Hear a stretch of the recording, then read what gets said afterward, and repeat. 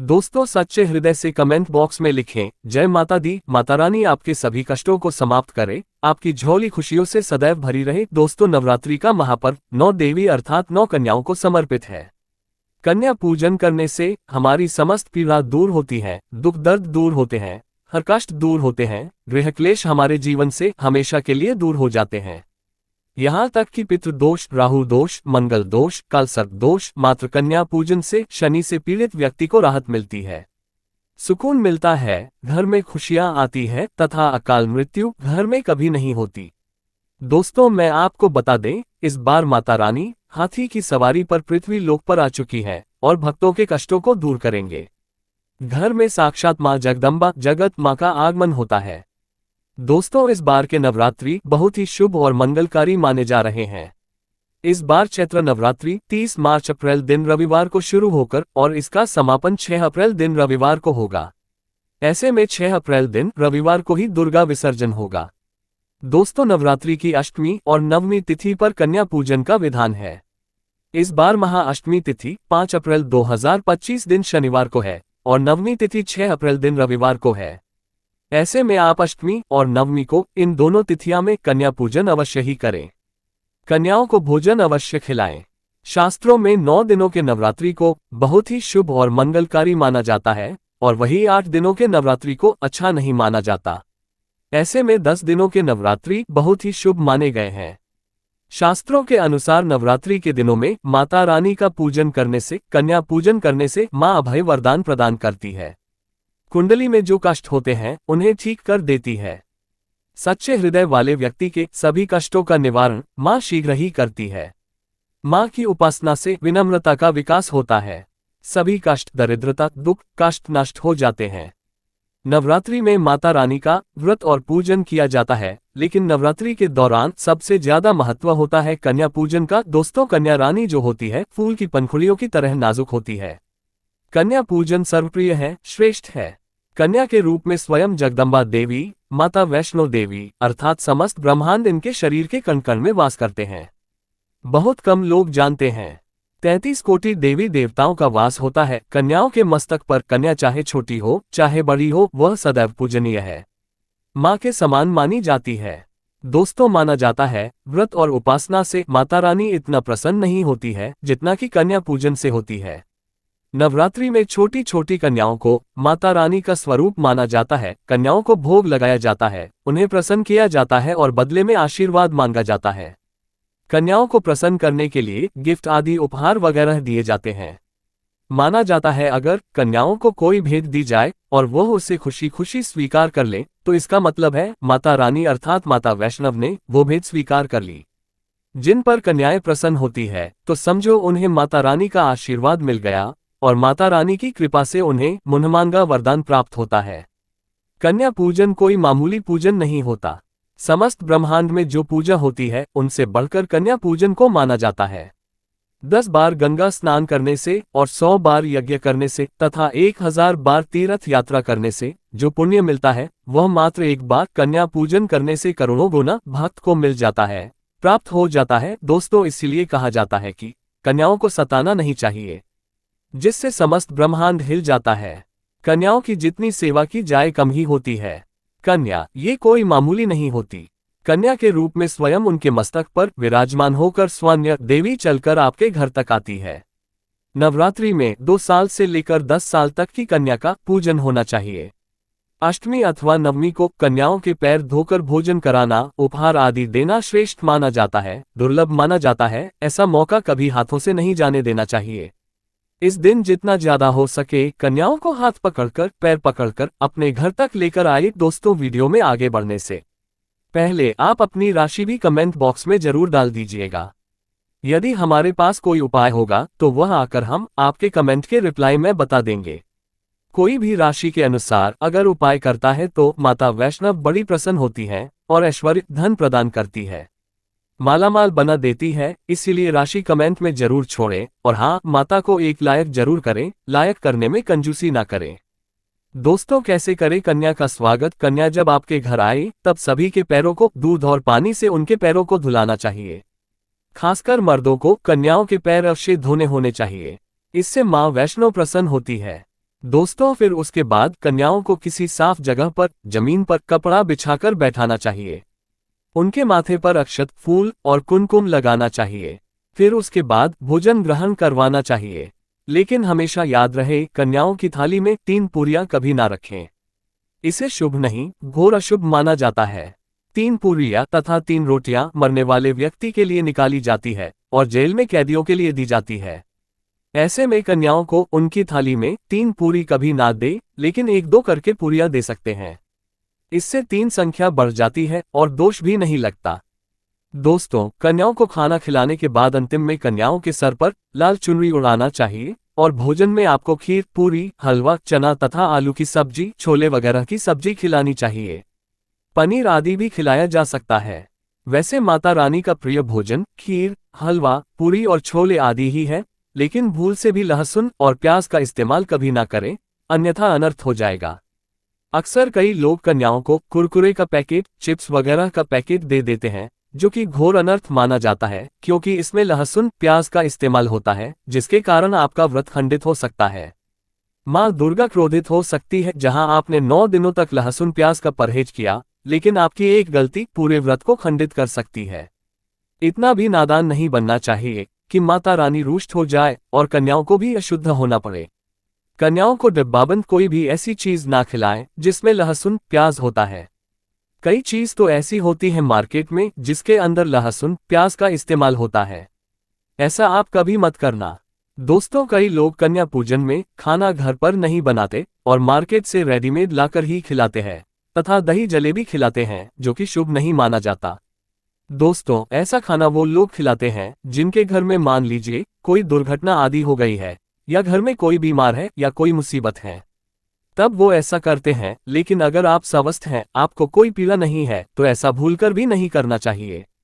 माता रानी दही जलेबी नहीं, आपके हाथों का बना भोजन खाना चाहती है, आपका प्यार चाहती है। फिर चाहे आप घर में एक ही पूरी क्यों ना बनाएं माता के लिए, पर आप स्वयं ही अपने हाथों से माता रानी को भोजन खिलाएं। देखिए, भले ही आप दही जलेबी खिला सकते हैं, परंतु माता को घर का बना हुआ शुद्ध भोजन ही अति प्रिय है।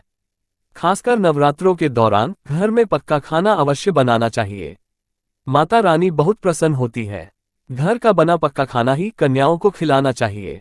हमेशा याद रखें, कन्याओं को प्लास्टिक के बने दोने में खाना नहीं खिलाना चाहिए।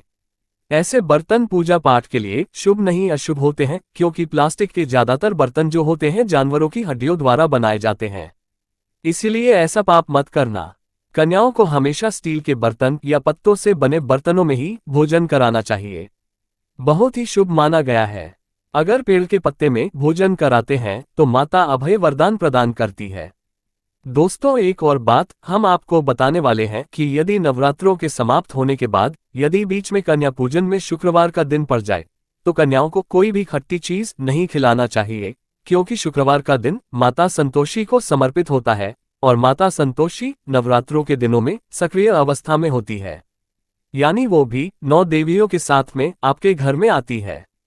इसीलिए कन्याओं को भूलकर भी शुक्रवार का दिन अगर पड़ जाए तो खट्टी चीज घर में नहीं बनाना चाहिए और कन्याओं को भी खट्टी चीज नहीं खिलाना चाहिए। घोर पाप लगेगा, आपका किया कराया सब बर्बाद हो सकता है। खट्टी चीजों से माता संतोषी रुष्ट हो सकती है, चिढ़ सकती है, आपको श्राप दे सकती है। इसीलिए नादान ना बने। दोस्तों, कन्या को भोजन कराने के बाद कन्याओं की थाली में एक लौंग जरूर रखना चाहिए, क्योंकि लौंग देवी शक्ति तथा दुर्गा माँ को बहुत प्रिय है। लौंग माता शक्ति का प्रतीक होती है। लौंग में नवदुर्गा का वास होता है। इन 9 दिनों में माता रानी को लौंग का भोग ही लगाया जाता है, तो खाना खाने के बाद कन्याओं को लौंग अवश्य अर्पित करें। माता रानी को अमृत से बढ़कर लौंग प्रिय है, इसीलिए कन्याओं की थाली में चुपचाप एक लौंग जरूर रख दें। आपका भाग्य चमक जाएगा। माता लक्ष्मी आपके जीवन में धन की कोई भी कमी नहीं होने देंगे। दोस्तों, आपको बता दें, कन्याओं को उपहार में क्या दें। कन्याओं को खुश करने के लिए उनकी थाली में दक्षिणा डालें, ताकि आपके घर में संपन्नता बनी रहे तथा धन की कोई भी कमी ना हो। कन्या जब आपके घर से खुशी खुशी धन लेकर जाती है, तो वह भी आपको खुशी खुशी कई गुना आपको धन प्रदान करती है। इस समय कंजूसी मत करना, खुशी खुशी कन्याओं को धन अवश्य देना। कन्याओं को कोई सुंदर गिफ्ट दे सकते हैं। शास्त्रों में बताया जाता है कि कन्या जितना खुश होती है, माता रानी उतना ही जल्द फल की प्राप्ति प्रदान करती है। ऐसे में आप कन्याओं को चॉकलेट बॉक्स दे सकते हैं तथा खूबसूरत कपड़े दे सकते हैं। याद रहे काले कपड़े ना दे और स्टील के बर्तन भी गिफ्ट के तौर पर दे सकते हैं। याद रहे कि कन्याओं को लोहे का कोई भी सामान नहीं देना चाहिए, नहीं तो राहु केतु का प्रभाव आपके जीवन में प्रवेश कर जाएगा। राहु काल तथा राहु दोष आपको लग जाएगा, आप बर्बाद भी हो सकते हैं। दोस्तों, जब कन्या अपने घर के लिए प्रस्थान करें तो उनके चरण जरूर छू लें और अपने मन में अपनी प्रार्थना को पूरा करें। सच्चे दिल से मांगी हुई मुराद माता रानी अवश्य ही पूरी करती है। सच्चे दिल का मतलब होता है मन में कोई भी लालच ना हो, और अगर वो लालच माता को पाने के लिए बन जाए तो उसे बोलते हैं सच्ची श्रद्धा और सच्ची भक्ति। ऐसी भक्ति के आगे स्वयं 33 कोटि देवी देवता आपको नमस्कार करते हैं। दोस्तों, नवरात्रों के दिनों में अगर मिल जाए आपको ये संकेत तो समझो माँ दुर्गा आपके घर में आ चुकी है। ये संकेत बताते हैं माँ दुर्गा का आशीर्वाद आपको प्राप्त होने वाला है। तो आइए शुरू करते हैं। दोस्तों, पहला संकेत, जब आप कलश स्थापना करते हैं तो जड़ से निकली हरियाली बहुत ही शुभ मानी गई है। कहा जाता है कि जड़ से निकली हरियाली हमारे भविष्य में होने वाले अच्छे और बुरे होने का संकेत देती है। ये सभी बातें हमारे आने वाले साल का भविष्य बताती हैं। यदि आपने जौ बोए हैं और वह किसी कारणवश नहीं हो पाए हैं तो ये संकेत बड़ा ही मनहूस माना गया है।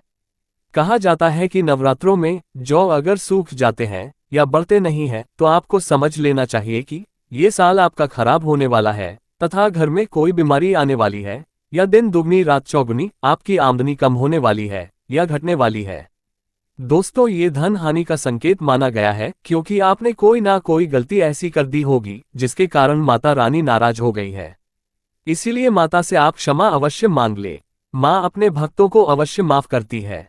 एक माँ ही होती है जो अपने बेटे को, अपने लाल को हर गलती पर माफ करती है। लेकिन ऐसा बेटा किस काम का जो माँ से माफी ना मांगे। इसीलिए माता रानी से अपनी गलती की माफी अवश्य मांग ले। माँ वैष्णो अपने भक्तों को कभी निराश ही नहीं करती, बल्कि उन्हें धन धान्य से और खुशियों से परिपूर्ण बना देती है। और दोस्तों, यदि जौ हरे भरे हो जाते हैं तो ये शुभ संकेत होता है। इससे आने वाले समय में आपको बहुत ज्यादा ही धन लाभ होगा। माना जाता है कि 1 रुपया का सिक्का या चांदी का कोई भी सिक्का जड़ के बीचों बीच में अगर मिट्टी में दबा दिया जाए तो घर में सुख समृद्धि आती है।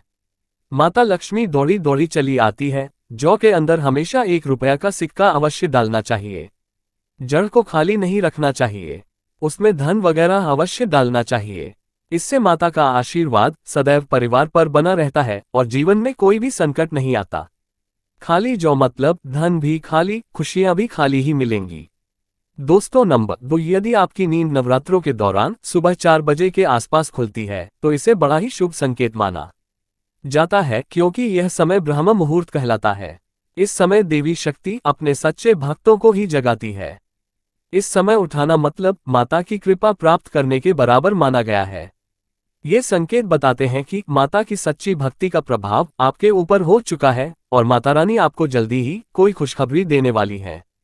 माँ आपकी सच्ची भक्ति से बहुत खुश है।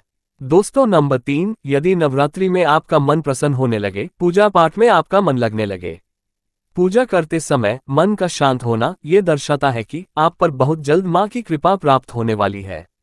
माता रानी आपकी भक्ति से बहुत खुश हैं। आपकी भक्ति माता रानी को आनंद दे रही है। ऐसे व्यक्ति को समझ जाना चाहिए कि उसके जीवन में अब अच्छा समय आने वाला है। दोस्तों, नंबर 4, नवरात्रों के दौरान अगर माँ के गले से फूल गिर जाए तथा जौ के हरे भरे पत्ते अगर बिन हवा के हिल जाए तो इसे अति उत्तम माना गया है। ये संकेत बताता है कि माता रानी का आगमन आपके घर में अस्थायी रूप से हो चुका है। आपको माता लक्ष्मी की कृपा प्राप्त होने वाली है। ये संकेत कुछ खास लोगों को ही दिखाई देते हैं। माना जाता है कि पूजा करते समय अगर धुआं अधिक बढ़ जाए तो इससे ये पता चलता है कि आपके घर से गरीबी हमेशा हमेशा के लिए जाने वाली है। भूत प्रेत आत्मा जो है अब आपके घर से हमेशा के लिए जाने वाले हैं। पूजा करते समय धुएं का अधिक होना बहुत ही शुभ और मंगलकारी माना गया है। ये संकेत भविष्य में अच्छे परिणाम को दर्शाते हैं।